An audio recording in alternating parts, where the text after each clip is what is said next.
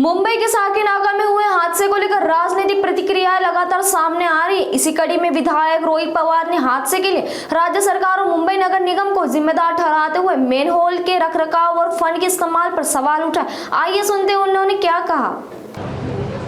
आता कोण असं म्हणलं मला माहीत नाही, पण घातपात म्हणजे त्या अनुषंगाने बोलत असतील कदाचित की अशा म्हणजे ज्या काही मेंटेनन्सच्या गोष्टी आहेत ते वेळेवर होणं फार महत्त्वाचं आणि वेळेवर त्या गोष्टी होत नसतील त्यासाठी निधी पण लावला जात असेल सरकारकडनं नाहीतर महानगरपालिकेकडनं, पण निधीचा योग्य असा उपयोग होत नसेल तर मग त्यातून जर एखाद्या सामान्य व्यक्तीचा मृत्यू झाला तर तो घातपातच आहे असं कदाचित त्यांना तिथं सांगायचं असेल।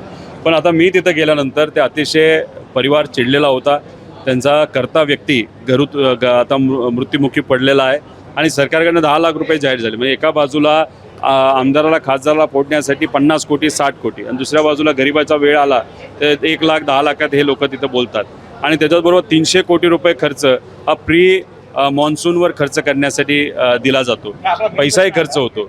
पण दुर्दैव असं की प्री मॉन्सूनच्या नावावर फक्त पैसा हा खर्च झाला आहे असं दाखवतात, काम होत नाही आणि भ्रष्टाचार तिथं होतो आणि मे एंडपर्यंत हा खरं तर खर्च केला जातो। पण आता जुलैमध्ये असून सुद्धा खर्च केला जात असेल तर फक्त दिखाव्यासाठी या सगळ्या गोष्टी चालू। आज पण मॅनहोल अनेक उघडेत हे आपल्याला तिथं बघावं लागेल, त्यामुळे बघायला मिळेल।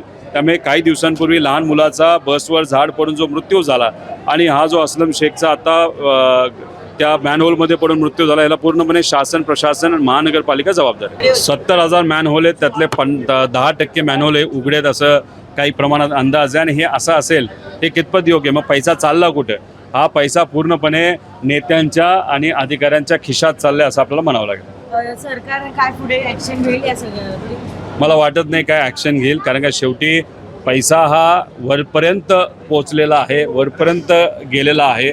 त्यामुळे वरपर्यंत पैसा गेला असेल तर जे पैसे पोचवणारे अधिकारी आहेत त्यांना हे सरकार वाचवणारच आहे, पण शेवटी लोकांना आम्हा सगळ्यांना लढावं लागेल।